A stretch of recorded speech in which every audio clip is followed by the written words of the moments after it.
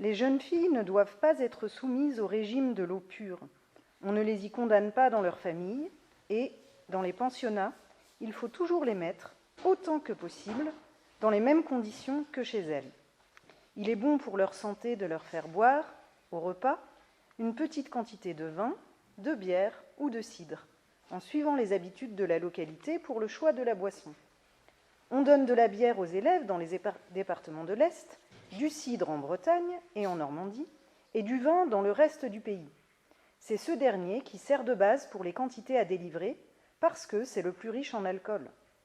La sous-commission dont j'ai parlé plus haut a proposé d'en donner 16 centilitres aux élèves de plus de 16 ans, 12 centilitres de 11 à 16 et 10 de 7 à 11 ans.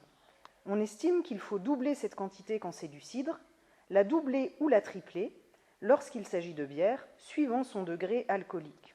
Ces chiffres peuvent servir d'indication pour fixer la ration qu'on peut donner aux jeunes filles, en la diminuant quelque peu en raison de leur sexe. Les hygiénistes sont d'accord pour demander la suppression de l'abondance dans les lycées, comme dans les pensionnats.